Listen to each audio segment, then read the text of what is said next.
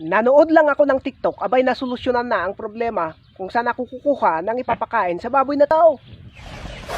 Ito pong tinatantad ni Madam ay pwede po itong ipakain sa baboy. At buti na lang at napanood ko ay nabigyan tuloy ako ng idea kung saan ako kukuha ngayon ng ipapakain sa baboy na to. Kasi nga po wala pa po yung bumili ng pagkain ng baboy. Malayo po yung pinagbilhan. Oh. Kaya ito po yung puno ng saging. Ayan. Tatarin lang ng rapino, pinong-pino. Saka po, syempre po yung baboy po, hindi po rektang ipapakain ito. Ayaw niya po nung pag yung baboy ay hindi nasanay, iluluto pa po ito. Saka ipapakain. Kung meron kayong kunting darak, ay haluhan lang ng kunti.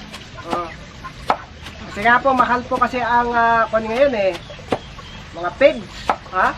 Ito, nagutom tuloy itong mga bake ng mga baboy, oh. Ayan, di pa kasi sila kumain. Kukuha na lang tayo ng saging at gagayahin na lang natin ang ginagawa ni Madam.